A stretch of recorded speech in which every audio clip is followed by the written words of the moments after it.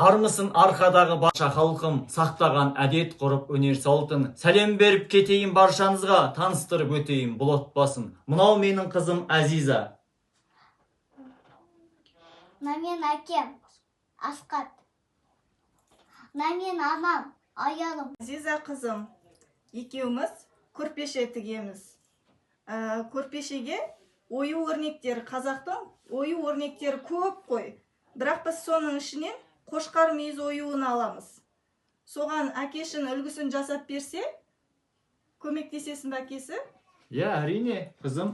Азиза, ол үшін бізге қошқар мүйізін салу үшін ең бірінші бізге қағаз керек. Біз қағазды алып, оны бүктеп, яғни бүктегеннен кейін қошқар мүйізін оюының суретін салып алуымыз керек. Келе ғой, Азиза, екеуміз қағазды бүктеп, қошқар мүйіз оюын саламыз. Көрдің ғой, Келе ғой. Қошқар мүйізін саламыз. Ал енді Азиза қызым, қошқар мүйіз салынды. Енді осыны қиып аламыз, Міне қошқар ою үлгісі дайын болды. Енді осыны анана беріп, өздерің көрпеше тіге қойыңдар, Міне, анана бере қой. Міне, Азиза қызым, екеуміз мына көрпешенің бетіне түсіреміз осы оюды. Жақсы ма?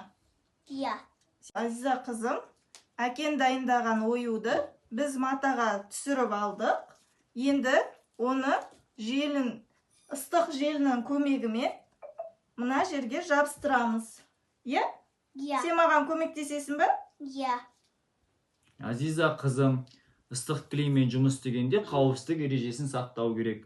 Бұл тоқ көзінде тұрғандықтан және клейдің ыстық болуынан қолды күйдіріп алуға болады.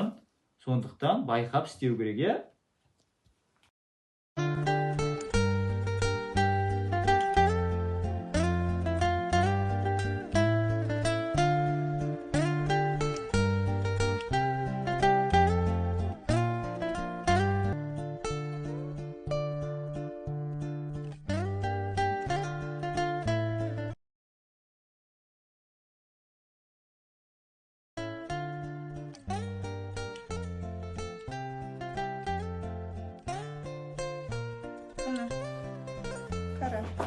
Қара.